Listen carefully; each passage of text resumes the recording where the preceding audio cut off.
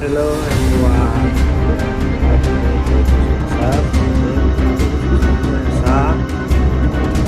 NIM 2305911.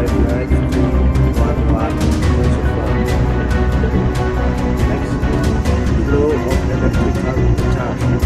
Suppose that one end of a wire is connected to a very large conductor.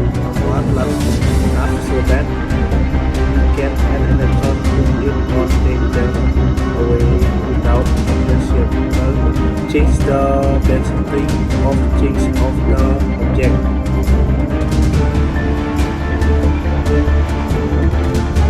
With one end of a wire connected to ground, suppose we touch a negatively charged object to the other end of the wire.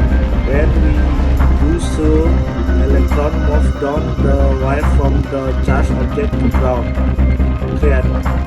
creating an electric current. Next, batteries and voltage. Batteries are a familiar source of electric charge that cause current flow in wires. Chemical reaction that take place in the batteries parallel negative and positive charge, causing one terminal of the battery to be positive and the other negative. When the two terminals of the battery are connected by a wire, electron flow.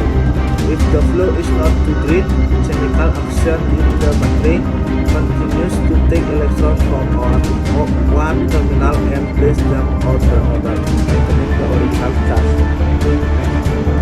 Ohm's law.